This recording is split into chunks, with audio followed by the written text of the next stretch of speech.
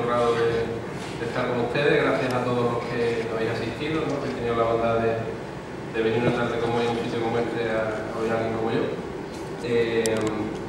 Sí tengo que decir que, bueno, como yo me dedico a escribir fundamentalmente, el tema de hablar en público, pues siempre me causa un poquito de trabajo, ¿no? De apuro. No supongo que fundamentalmente, pues, porque como los periodistas, o al menos según yo concibo el oficio, somos gente algo incrédula y que nos dedicamos a cuestionar lo que se dice en público, pues claro, cuesta un poco de trabajo hacer ese ejercicio con uno mismo, ¿no? Aunque la incredulidad del periodismo yo creo que es fundamental precisamente para poder ser verosímil. Entonces, apelo en todo caso a su benevolencia, que además es lo que marcan los cánones. Y bueno, lo que yo voy a contarles un poco es alguna serie de reflexiones un poco, no muy sistematizadas y compendiadas, sobre cuál es mi idea, fundamentalmente sobre la ciudad y sobre los espacios públicos y aplicadas al caso de Sevilla. No pretenden sentar ninguna cátedra, todo lo contrario, fundamentalmente lo que pretenden es abrir líneas para, si ustedes lo estiman conveniente, pues que esto no sea un soliloquio sino un coloquio, ¿no? Que es un poco de lo que se trata. Entonces, si les parece, vamos a empezar. Si esto va.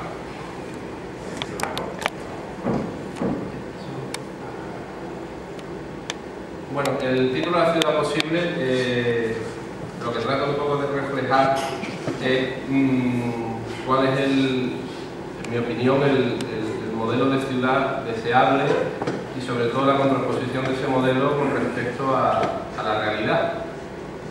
Para eso creo que es necesario hacer un ejercicio un poco de irse atrás, lo básico, no mucho más allá, y empezar un poco, porque creo que hablar de los espacios públicos fundamentalmente implica, bueno, si no haríamos bien el ejercicio de reflexión, hablar sobre la propia ciudad, ¿no? Porque el espacio público es la propia ciudad, ¿no? Porque es cierto, ahora abordaremos la cuestión que hay ciudades en las cuales la concepción de los espacios públicos cambia, se altera y es diferente, ¿no?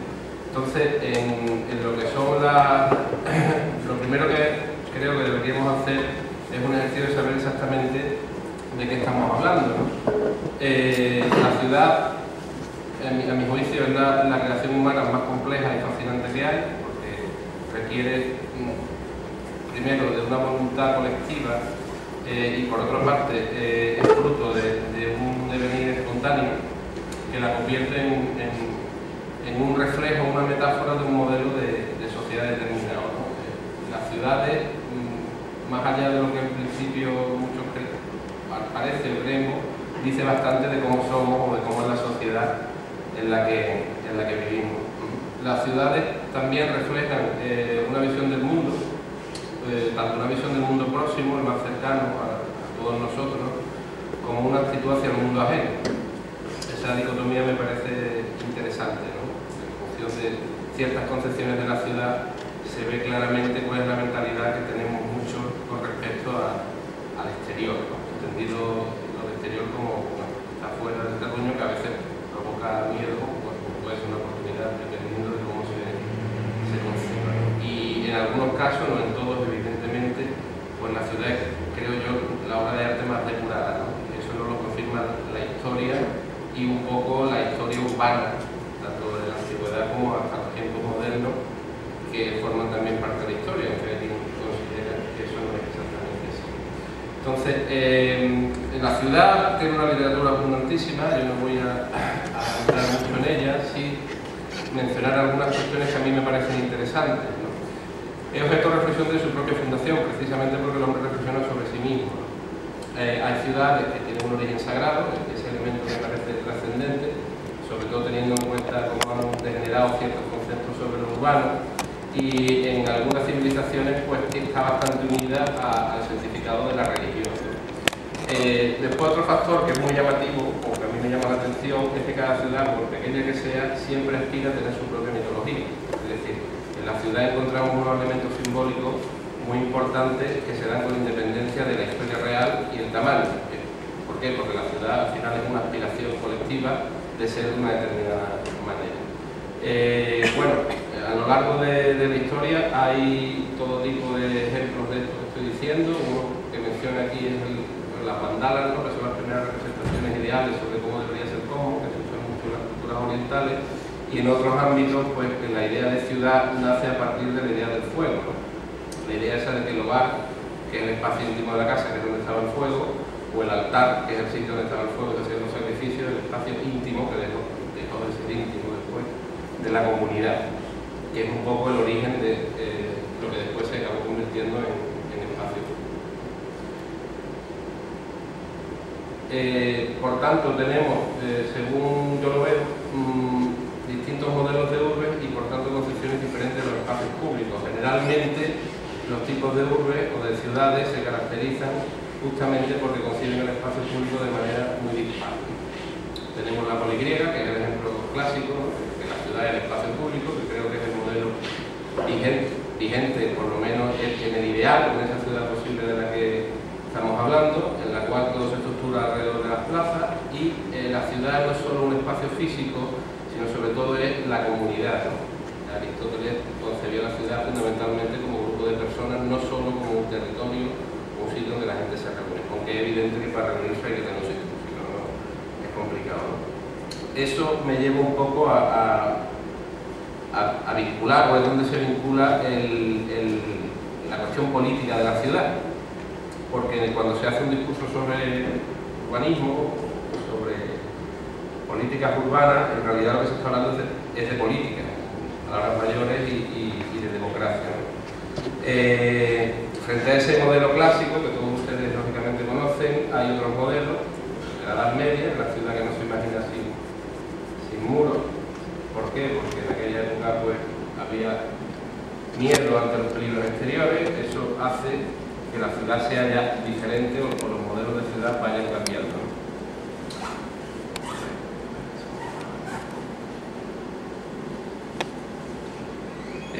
Después tenemos la ciudad barroca, que es la ciudad señorial. Esto es bastante interesante, aplicado al caso de Sevilla o de ciertas regiones de Sevilla.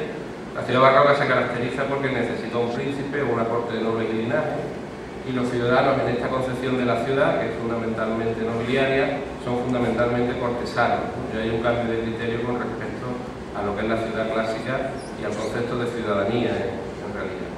Tenemos la ciudad sajona, que es la urbe en realidad inexistente, porque es de origen eminentemente agrario, un poco la contraprestación entre los términos eso de town y las civitas latinas.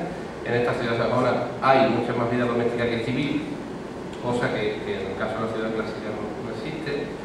Y la ciudad islámica, que lógicamente tiene otra concepción, que es un poco la que está a caballo entre los modelos anteriores, que es aquella en la que se prima el recinto privado, las calles son sinuosas, no hay más espacio público que religioso, lo cual marca una ideología, lógicamente.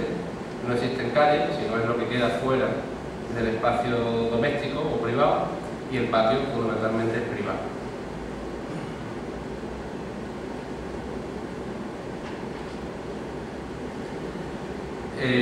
Bueno, la ciudad industrial, que en realidad en España prácticamente no la conocemos, ¿no?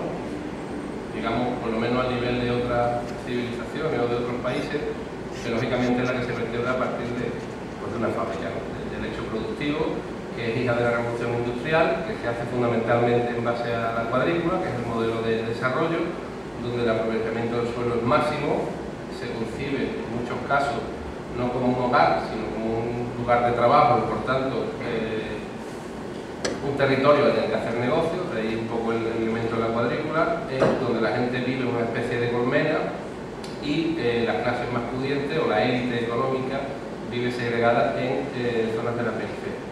Como verán, todas conciben, como he dicho antes, el espacio público de forma diferente. En unos casos no existe, en otros es privado, en otros es público. En algunas cuestiones es la esencia misma del concepto de ciudad y en otros es un concepto residual.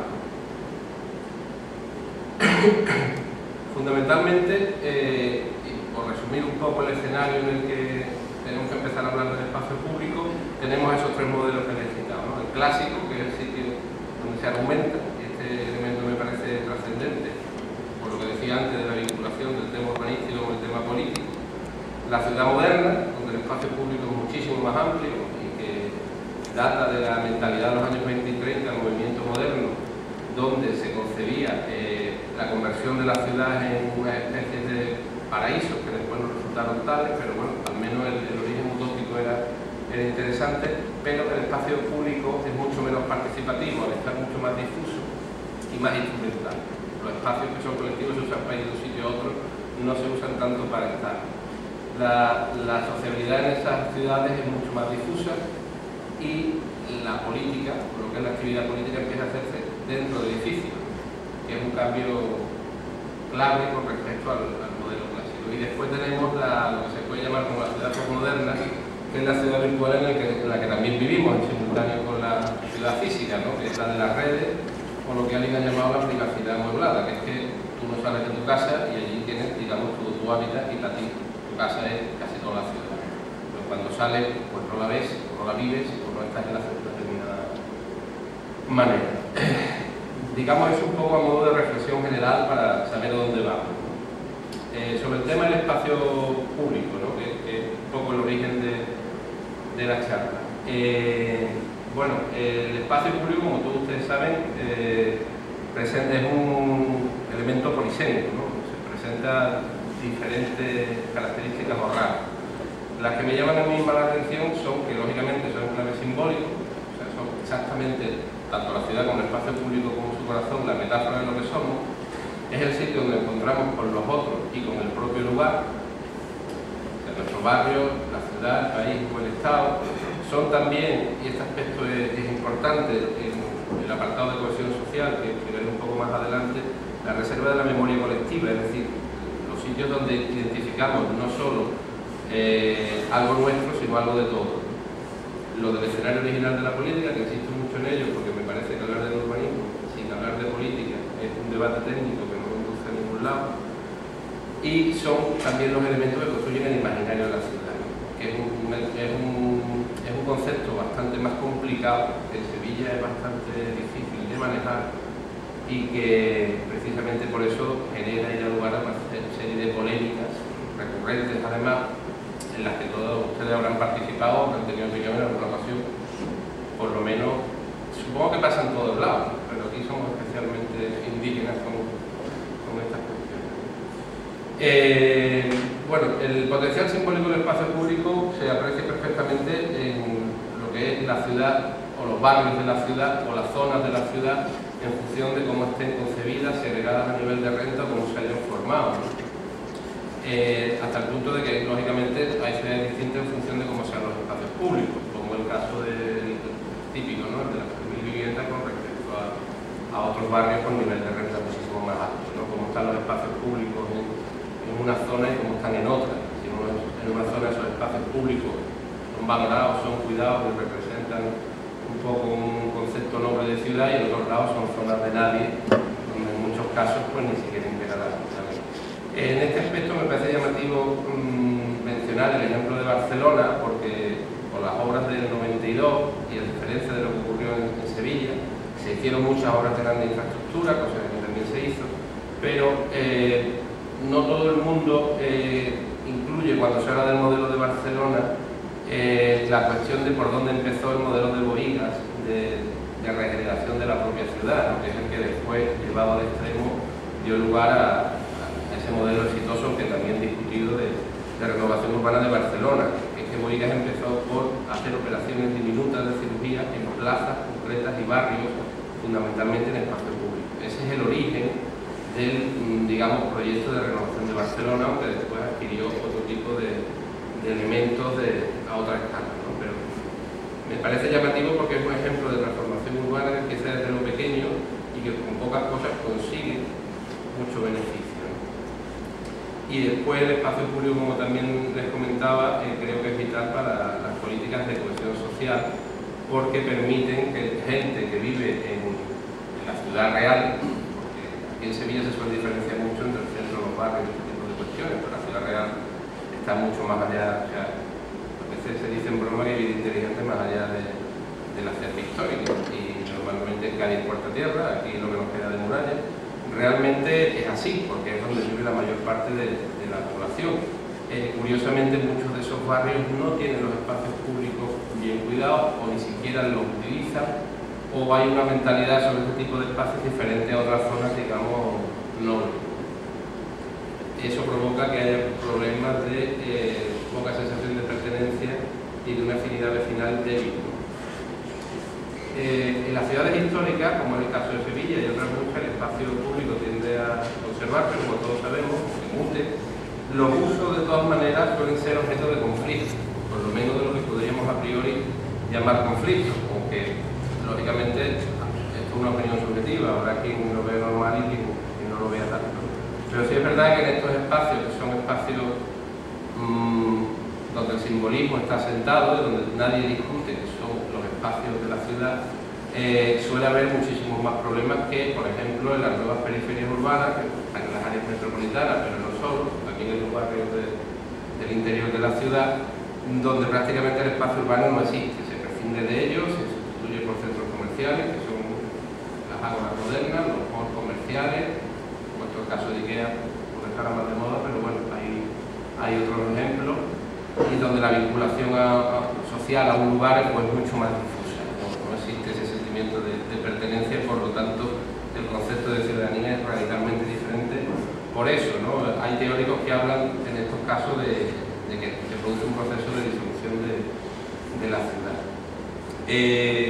Peligros o cuestiones que, en mi modesta opinión, ponen en riesgo el uso de los espacios públicos. Evidentemente el tráfico privado, que altera el componente social. Ya digo que en la ciudad moderna este componente está difuso que hay en los espacios públicos y los convierte en neutros, es decir, el espacio público nace con un sentido político, se va convirtiendo en un elemento instrumental, va siendo un elemento cada vez más neutro, como un paisaje, la diferencia entre sitio y lugar, ¿no?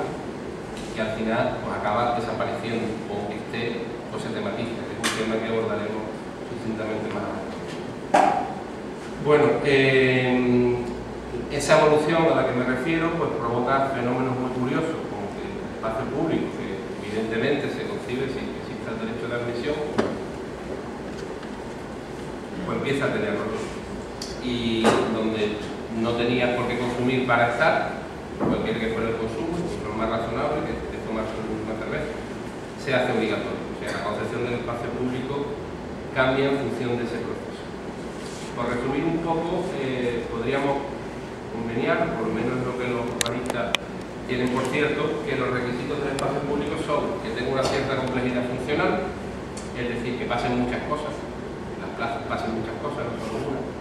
Esto se pierde con las políticas de zoning, que es la que segregaba, digamos, la actividad productiva de la actividad doméstica, del ocio, y las ciudades esas donde cada cosa está en un sitio y tiene que mover el coche, ¿no? Los espacios públicos, según la concepción tradicional, son complejos por eso, porque ocurre todo simultáneamente al mismo tiempo. Donde hay una actividad comercial cercana, no una gran superficie, que la gran superficie tenga capacidad de atracción, pero el tejido comercial es más diminuto, es más de barrio. Donde hay una densidad residencial suficiente. Esto es importante un poco para poner en cuestión el puritanismo de los espacios públicos también, ¿no? Porque parece que el espacio público sacrosanto y mítico no tiene que tener viviendas alrededor, no, tiene que tener viviendas porque la gente que usa el espacio público tiene que venir a algún lado, no va a venir de la periferia, ¿no? Aunque haya espacios que por sus condiciones sí son capaces de atraer gente de la periferia y de toda la ciudad.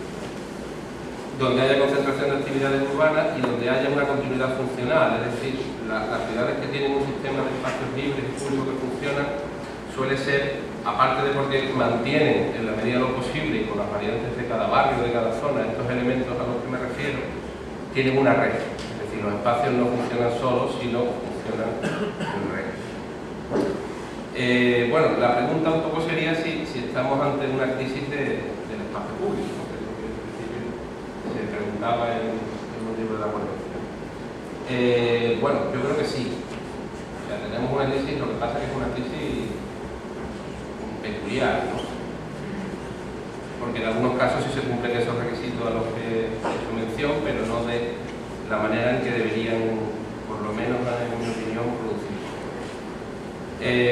¿Cuáles son, digamos, los peligros, ¿no? Lo que los expertos llaman peligros en la degeneración, o bueno, el término usen ustedes que prefieran, de los espacios públicos? primer lugar está la especialización. Cuando el espacio público se convierte en, como decía antes, no en un sitio donde pasan muchas cosas al mismo tiempo y simultáneo, donde sucede la vida, por entendernos, para funcionar como simples espacios de tránsito, de paso, instrumentales, la plaza está ahí de un sitio a otro, no para estar, no para hacer determinadas cosas, y se produce el proceso de tematización de las zonas históricas, ¿no? Que en Sevilla no es muy intenso, en otros lados mucho más, pero que acaban matando la vida de la ciudad porque la convierten en prácticamente en una impostura, ¿no? Aunque este término quizás sea un poquito exagerado, pero me sirve un poco para resaltar el rasgo que quiero. Por otro lado, elementos, y ahora veremos algunos en el caso de Sevilla, de privatización, que cuando, claro, este proceso de degeneración de los espacios públicos avanza, en realidad no sabemos muy bien qué hacer con ellos. Por lo menos quienes toman las decisiones en las ciudades, que son los políticos que eligen los ciudadanos, llega un momento en que realmente no sabemos muy bien qué hacer con los espacios públicos, más allá de limpiarlos, cuidarlos, urbanizarlos y mantenerlos en determinadas condiciones, ¿no? Entonces existe el riesgo, que hay quien lo ve bien, hay quien lo ve mal, pero es un hecho objetivo que es diferente a lo que es la concepción clásica del espacio público, de obtener una rentabilidad económica, quizás porque la rentabilidad social o no existe, o no se percibe, o no se fomenta, o molesta. En el caso es porque a lo mejor es molesto que los ciudadanos quieran opinar sobre el espacio público que tienen en su barrio, en su casa, en su ciudad. Por otro lado, también se suele dar un fenómeno muy llamativo que es, como no sabemos qué hacerlo, si no lo privatizamos o lo tematizamos, lo llenamos de cosas, pero no de cosas espontáneas, sino de cosas, no sé si llamarlas impuestas o dirigidas, ¿no? Un caso, aunque esto es muy discutible y precisamente es motivo de que cuando yo acabe pues podamos discutir, es el de la Avenida de la Constitución, que es una operación de regeneración urbana, según algunas opiniones excelentes, según otras discutibles, pero donde nunca hubo en el origen un modelo de uso. Hubo un concepto de meter el tranvía, evidentemente con los beneficios que eso tiene para la catedral, la zona monumental, urbanizar, mejorar, pero después se fueron superponiendo usos muy lícitos en su sentido estricto, que han ido convirtiendo aquello no en un sitio complejo, que eso es inherente del espacio público, sino a veces en un caos, porque es complicado a lo mejor simplemente estar en la Avenida de la Constitución, es complicado pasar de un sitio a otro, pero estar quizás no responda a las condiciones mínimas de lo que es un espacio público de estancia o para hacer ciertas cosas. En el caso de Sevilla, ¿no? Y pongo esta foto porque es una foto formidable que hizo Antonio Pizarro, un fotógrafo del periódico, un día que nos fuimos en el coche y casi nos matamos, donde se ve, bueno, la dársena del río, que es el elemento que mejor reconoce la ciudad, la catedral con el patio de los naranjos, Plaza Nueva, la Plaza de Toros, más o menos, no está muy grande, pero creo que lo sabrán ustedes apreciar. Empiezan los problemas. Voy a mencionar algunos, ¿no?, que yo tengo como problemas o cuestiones sobre las que se podría discutir.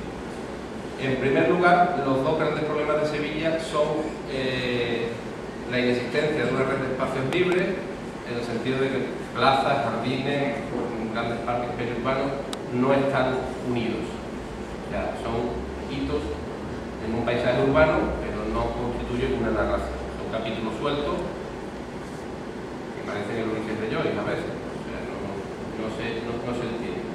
¿Por qué? Porque no es una red por la fuerza de crecimiento de la propia ciudad.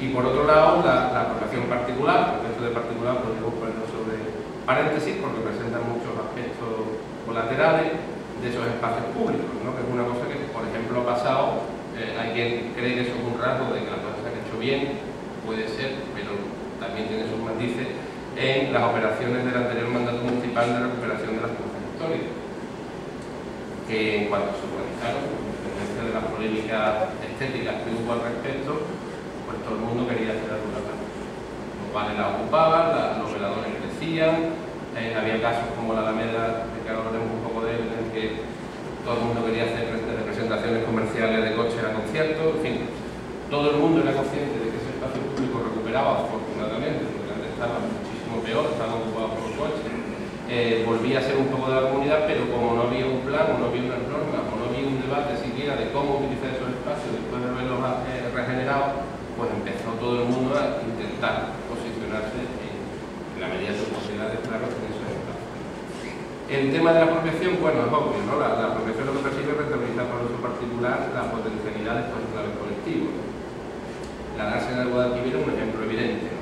Históricamente, al ser un sitio privilegiado de la ciudad, el símbolo máximo de Sevilla, que no es la Giralda, sino el río, por lo menos yo lo pienso así, bueno, tenemos desde los clubes deportivos que cogen parte de la ribera histórica a otros usos. Ahora se está planteando de la Torre Pelli, es verdad que deja, pero cualquiera que conozca un poco el proceso de gestación de ese proyecto, no de la torre, sino de Puerto Llano en su conjunto, sabe que no, en su momento fue una pelea política importante el dejar lo que era la zona cerca del río, el paseo de Ribera Libre.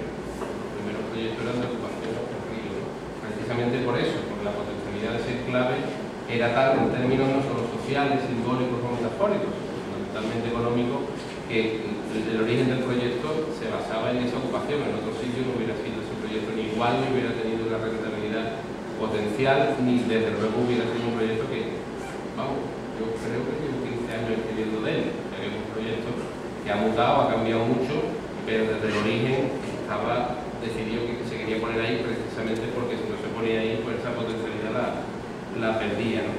Hablaba de la Torre Pelli, hablaba de la calle Betis y hablo también del puerto porque gran parte del río está bajo un régimen administrativo que no es el del ayuntamiento, que es el del puerto de Sevilla, que digamos impide muchas veces que la ciudad pueda debatir sobre las zonas portuarias, ¿no? Que es otro aspecto que me parece importante, con independencia de que el puerto es el principal elemento de desarrollo que tenemos en Sevilla históricamente y por supuesto de cara a futuro. Bueno, sobre la ocupación de los espacios públicos no les voy a descubrir nada, la hay reglada, o sea, el ayuntamiento concede licencias para ocuparlo. Estos días tenemos un ejemplo claro, ¿no? Mañana viene de Dolores y tenemos ocupado con una concesión, llamémosle privada, gran parte de las plazas de Sevilla porque viene la Semana Santa, ¿no? Sus licencias, sus permisos y todo eso requerido. Y después de una ocupación tácita y irregular que se produce, generalmente es menuda, que es lo de los veladores en ciertas plazas o ciertas zonas o ciertas calles, pero es tan menuda que al final acaba siendo cierto, es decir, acaba ocupando pues, gran parte del espacio público, porque como 2 o 3 sillas o 3 o 4 veladores, pues no pasa nada, pues al final la política de ya que estamos pues acaba ocupando con zonas de negocios privados, zonas públicas. Y bueno, me refería antes a eso, la ocupación simbólica, ¿no? En Sevilla, por ejemplo, en la época del año en la que se ocupan las plazas, ¿no? O los sitios de todo por un determinado hecho, que es algo que pasa en muchas ciudades. Eso no es nada nuevo, no quiere decir tampoco que esté mal, forzosamente. Lo que ocurre es que como se hace aquí, quizás no se haga en otros lados. Por la intensidad que se hace aquí, no se hace en otros lados. Y me refiero también a las ferias, no tanto porque el fenómeno sea equiparable, porque la feria la monta el ayuntamiento, no es una entidad privada, sino porque es un espacio que está ocupado un mes al año, cuando más o menos la feria está armada, y que el resto del año prácticamente no tiene uso.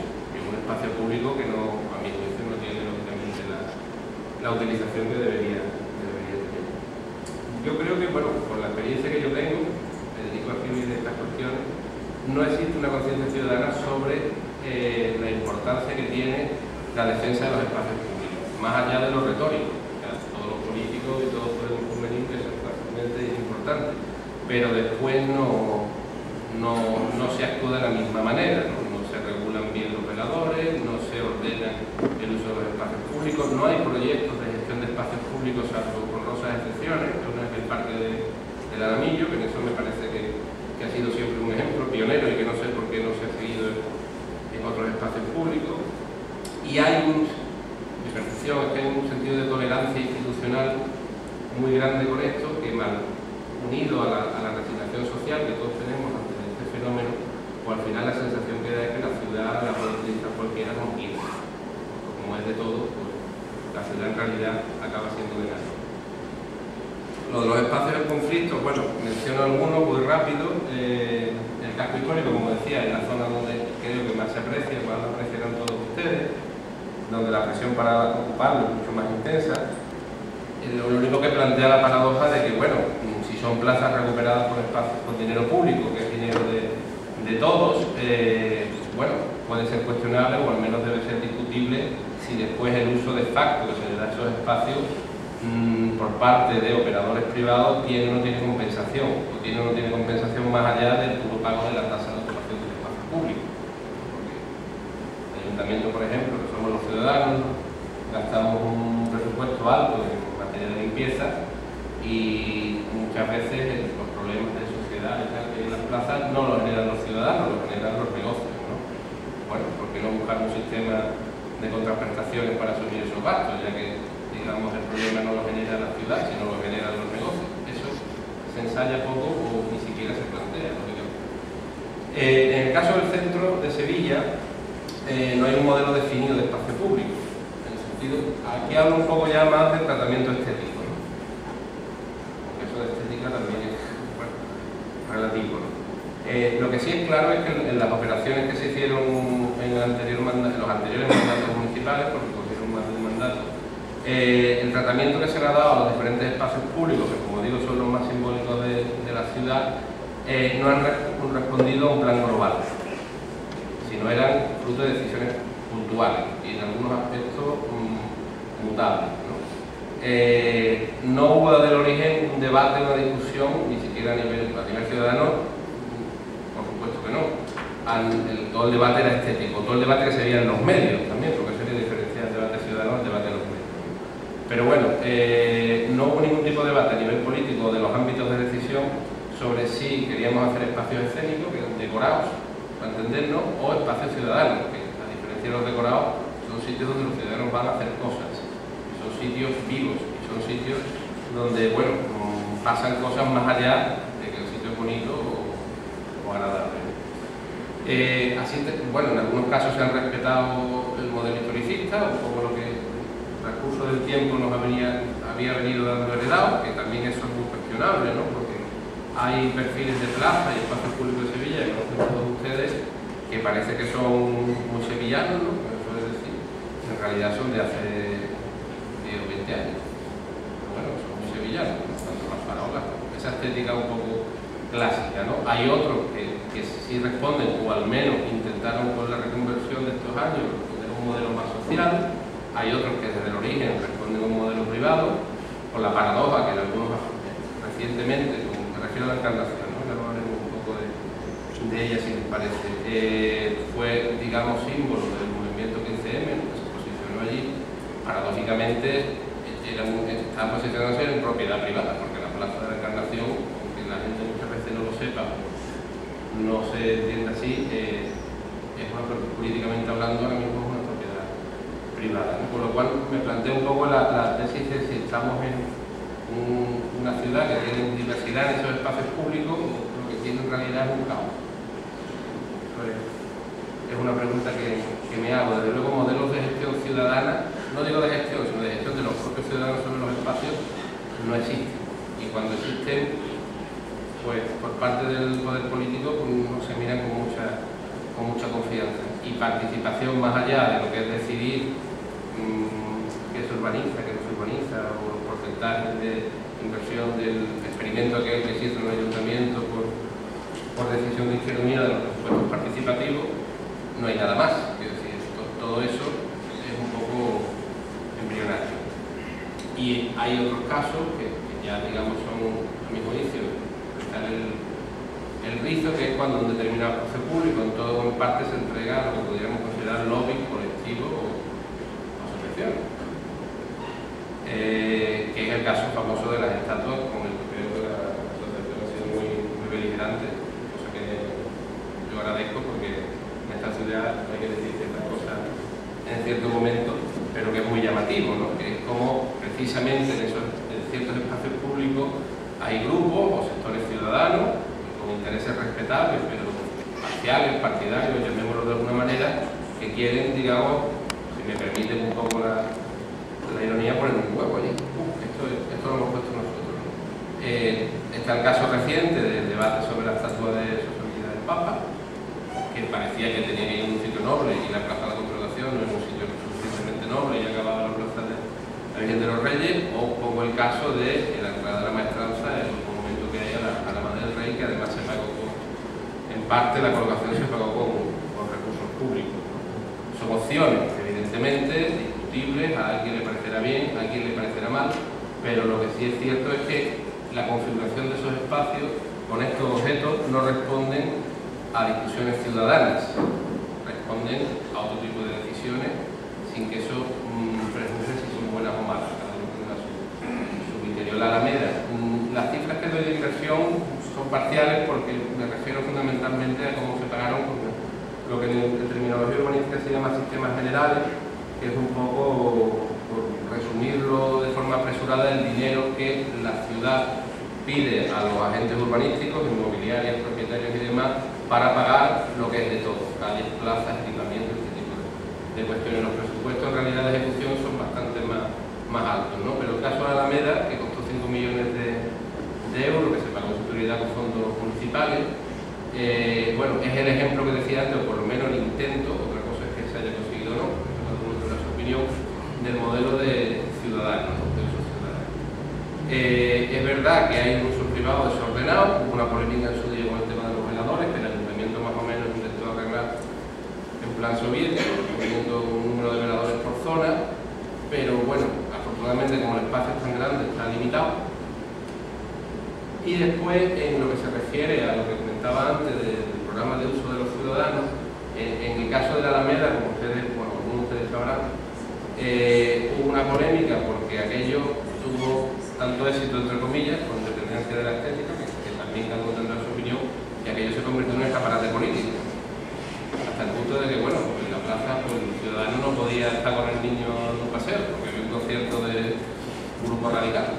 Radical digo en términos musicales, ¿no? Porque el distrito autorizaba eso sistemáticamente, porque claro, había sido tal el éxito de la regeneración del espacio público que había que enseñarlo, cosa que está bien, pero bueno, sin límite, ¿no? También hay que, los espacios públicos, yo soy partidario de que de alguna manera partan un poco de la base de los ciudadanos de la zona donde están y del entorno, porque claro, si no también existe la tendencia de que igual que hay espacios públicos que se privatizan porque hay un privado que invierte en ellos, que ahora vamos a ver caso de la Encarnación, pues se puede dar el caso de que las administraciones o los políticos deciden que los espacios públicos son de ellos para enseñar determinadas cosas y no son de los ciudadanos. Bueno, la Encarnación, como todos ustedes saben, es un proyecto digamos, más importante del anterior alcalde. Es un proyecto que se pagó con fondos de los sistemas generales también, cuyo presupuesto global no se conoce, porque ni el anterior ayuntamiento ni este todavía ha aclarado la liquidación, o por lo menos no la ha hecho pública, y que es un proyecto que desde el origen se concibió como una concesión privada, lo cual, a mi juicio, supone una privatización del espacio público, ¿no? Es el modelo, podemos decir, contrario de la Alameda. Si recuerdan ustedes, en ambos casos se suscitó, por lo menos a nivel mediático, un gran debate sobre la estética de ambos espacios, si eran adecuados, no eran adecuados, si la Alameda era un modelo sevillano, si era un modelo de paseo marítimo del pueblo, en fin, se dijeron muchísimas cosas al respecto, pero todo el debate fue epidérmico, o sea, fue superficial. ¿Por qué? Porque hasta muy avanzado el proyecto, cuando ya se contó, con gran dificultad, claro, porque el ayuntamiento no tenía de gastarlo. De hecho, se lo cayó el sobrecoste brutal que tuvo el proyecto, que según mis cálculos son 123 millones de euros, pero eso no deja de ser una estimación mía, por la información que yo puedo manejar, que lógicamente no es total. Ya se empezó a hablar de otras cosas, pero hasta entonces todo el debate era este tipo. Todo el debate era si la senda era buena o mala, era como modernizaban Sevilla, no lo modernizaban. En realidad no había ningún tipo de debate sobre el fondo de la cuestión, que es lo que a mí me parece más importante, que es que durante 40 años el ayuntamiento decidió dejar a una empresa privada la gestión de ese espacio, no del centro comercial, llamémosle mercado ahora, sino de todo. Eso muchas veces no se repara en ello porque no está vallado, no está cercado, parece que es un sitio accesible, parece un sitio que es un espacio público más, en realidad no es un espacio público más jurídicamente. Es un espacio que se ha entregado durante 40 años a una empresa para que lógicamente obtenga un beneficio por el que pagar parte del coste. En el caso de la Encarnación me parece aún más paradójico, porque claro, el modelo este de privatización de los espacios públicos pudiera estar justificado, por lo menos en mi opinión, si en términos económicos, en términos sociales y ciudadanos, yo no lo he justificado, pero bueno, la ciudad se ahorrase el dinero que cuesta, bueno, hacer un proyecto allí de esa índole, ¿no? No tenemos dinero o lo queremos gastar en otras necesidades sociales, queremos tener este proyecto porque consideramos que económicamente revitaliza Sevilla, lo ponemos en manos de un privado y ya está. Bueno, es un modelo que, aunque discutible, en ese aspecto no tiene... es coherente, ¿no? Pero claro, en el modelo de la Encarnación tenemos la paradoja de que, aunque se entregó a un privado, la inversión, no en su totalidad, pero en cuartas partes ha sido pública. Luego la pregunta que yo me hago aquí es ¿para qué entonces hemos privatizado ese espacio? Porque si lo hemos acabado pagando, digamos, los ciudadanos a través de vía presupuestos, no tiene lógica que siga bajo gestión privada, blanco o negro, ¿no? Aquí, pues, gris. Después, hay espacios vedados en la ciudad, poco esto de ejemplo me parece muy llamativo, ¿no? Nosotros éramos muy aparentes, son fruto de los últimos años, este es bastante más activo, ¿no? Es que algunas de las mejores plazas de Sevilla casi ni las conocemos los sevillanos. Un ejemplo es las Atarazanas, ¿no? Que se va a hacer en Chapol, que ahora mismo está cerrado, y que, bueno, si sale adelante el proyecto que he planteado, se convertirá en una plaza. Hay quien considera que aquello va a ser vestíbulo de una entidad financiera que ahora es la Caja de Sevilla, teniendo vecinos fiscal fuera, pero ya sabemos que el dinero eso de las patrias lo entiende regular. Y otro ejemplo es el Patio Los Naranjos. En realidad, bueno, es una plaza pública. Lo que pasa es que es una gestión, digamos, singular. Hay quien le parece adecuado porque, lógicamente, es un espacio de especial turismo.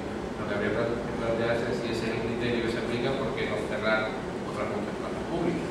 Si el tema es porque esté cuidado. Probablemente haya fórmulas para combinar las dos cosas, ¿no?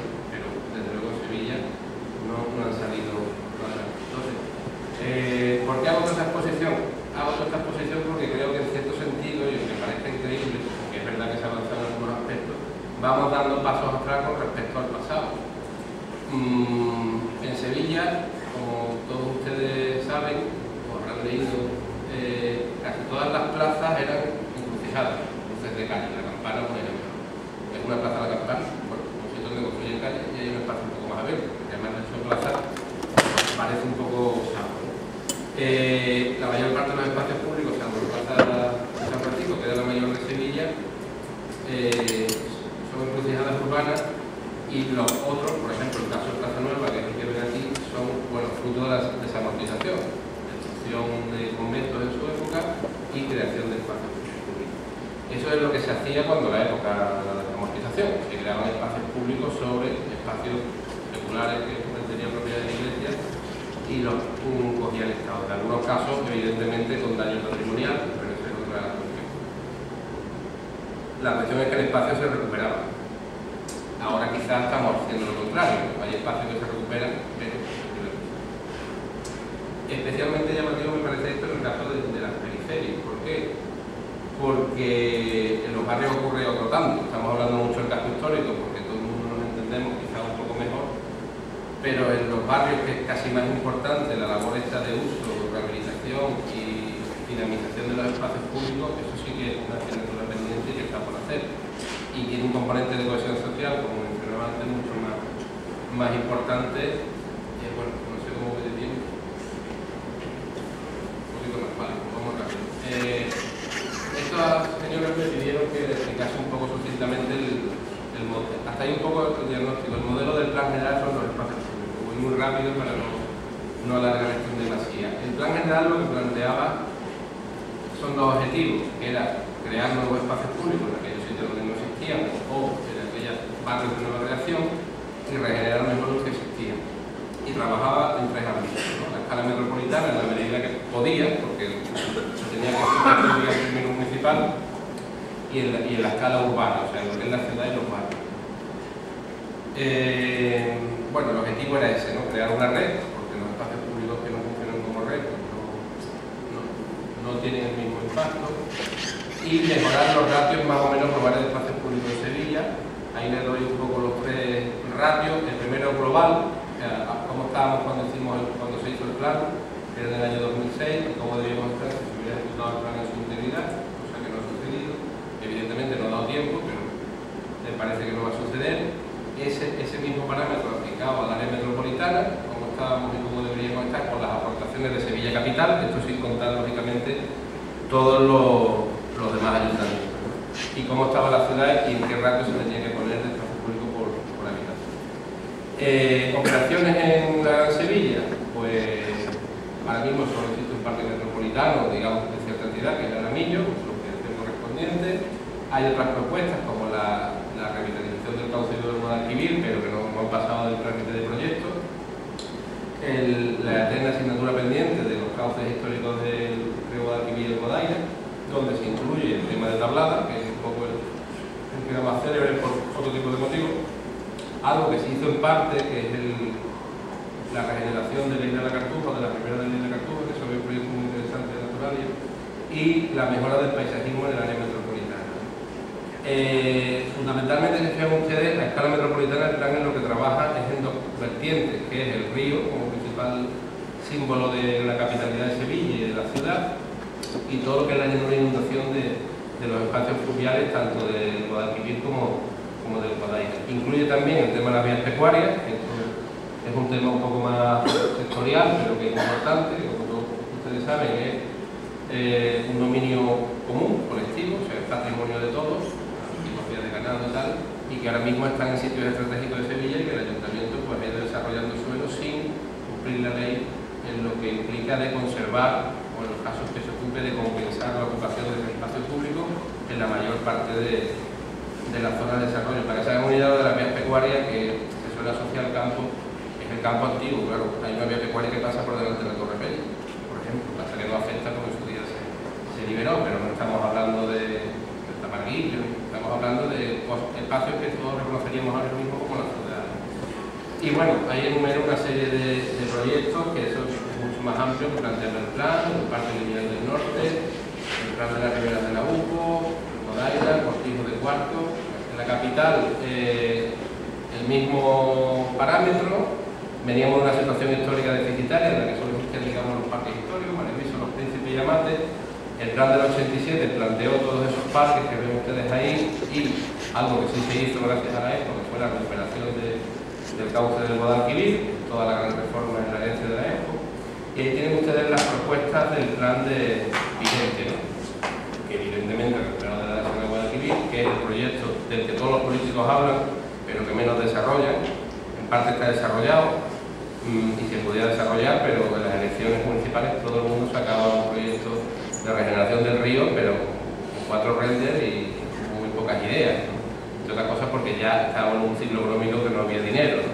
Pero este es el gran proyecto de regeneración de Sevilla y paradójicamente puede ser un gran proyecto de reactivación económica, porque en otras ciudades como Valencia, con otro modelo urbanístico diferente, lógicamente, pues hay que ver el cauce del Turia, cómo ha permitido cubrir déficits de equipamiento importantes y para eso puede subir los González, en el mismo caso, ¿no? Que es donde hablábamos antes que la feria solo ha ocupado una serie de meses al año y donde la universidad pues, tenía unos usos que no ha ocupado, y además es importante porque conecta los dos cauces, el antiguo y el nuevo. Y bueno, a nivel de distrito, es lo que ahí se comenta, ¿no? Las zonas de nadie, que son espacios de todo, estas plazas que hay en los barrios, extramuros, donde el plan planteaba operaciones de cirugía para, emulando en otra escala del proyecto de Barcelona, intentar mejorar esos espacios.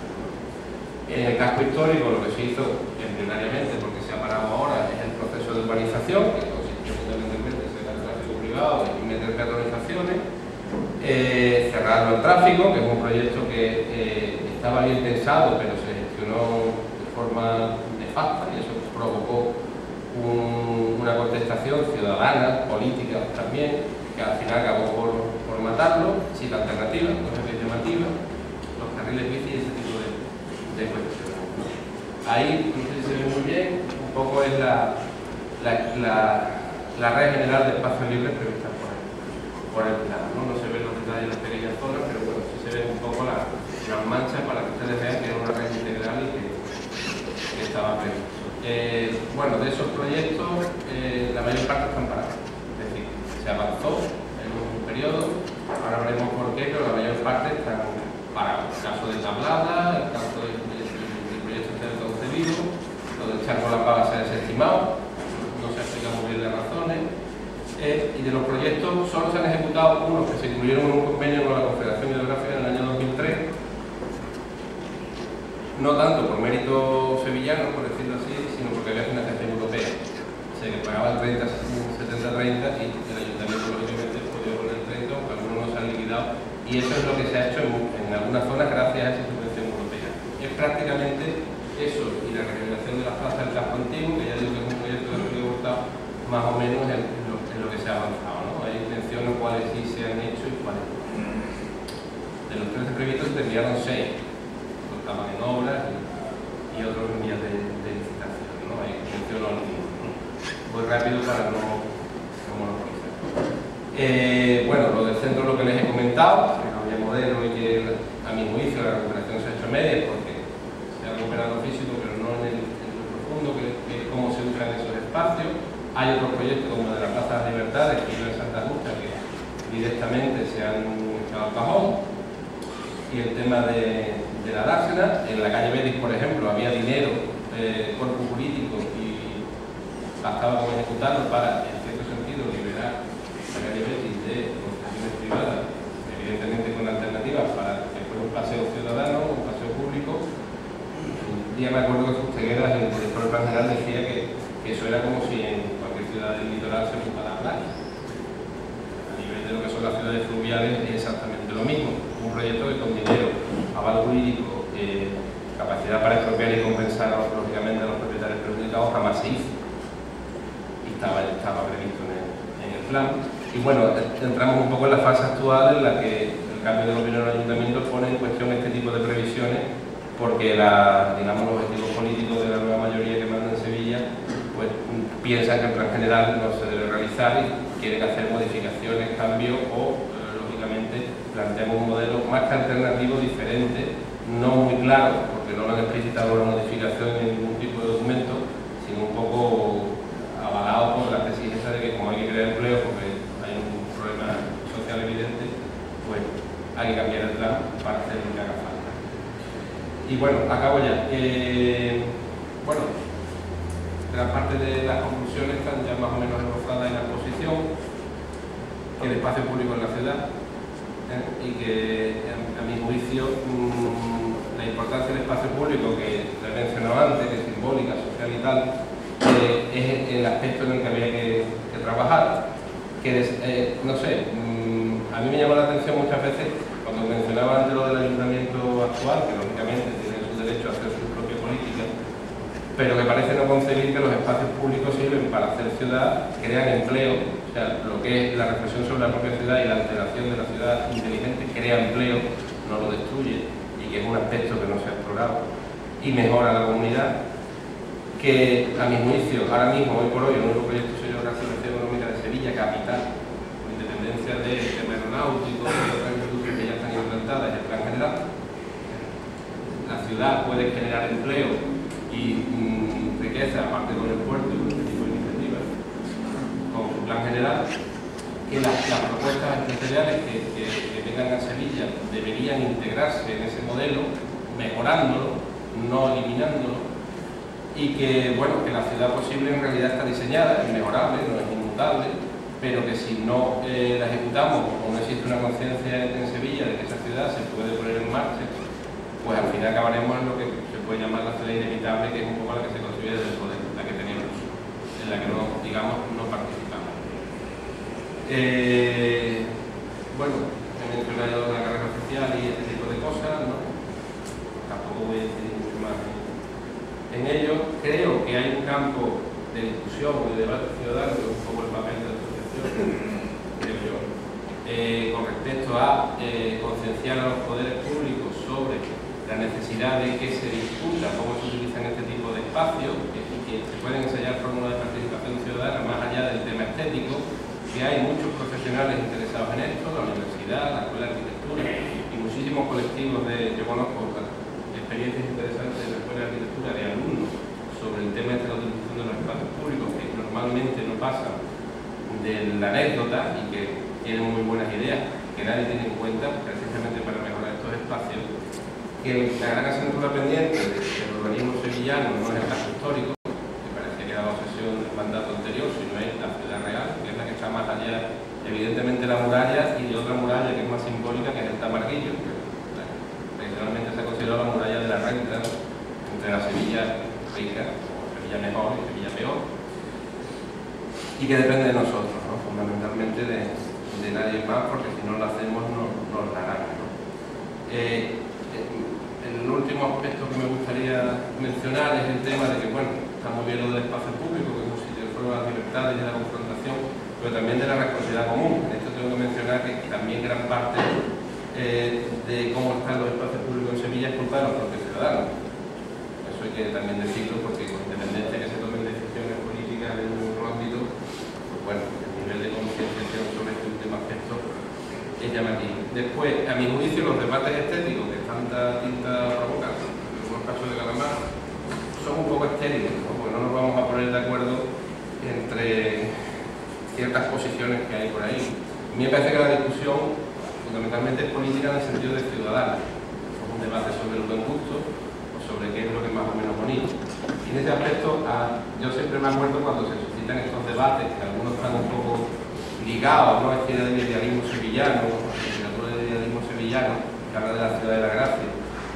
Me acuerdo siempre la cita esta que mencioné aquí de los puritanos, ¿no?, que hablaba un poco del concepto de gracia está relacionado con eso, con la idea de predestinación, ¿no?, gente que se imagina como elegido, una comunidad excluyente que se imagina la elegida, ¿no?, que eso a mi juicio es un gran peligro, ¿no?, porque esa manera de ver la ciudad en la que parece que la gente mancha el decorado, porque el idealismo pontifica mucho sobre el escenario de Sevilla, no tanto sobre el sevillano, y que recoge un poco esa idea puritana, a mí me parece reaccionaria en sus estrictos términos, ¿no?, porque creo que la única tradición urbana que hay es la moderna, que en realidad es muy antigua, que es como las ciudades van cambiando de forma inteligente, y que todo lo demás, por mi juicio, no es más que literatura generalmente mala, que yo llamo costumbrismo, y ante la que eso lo acaba de decir,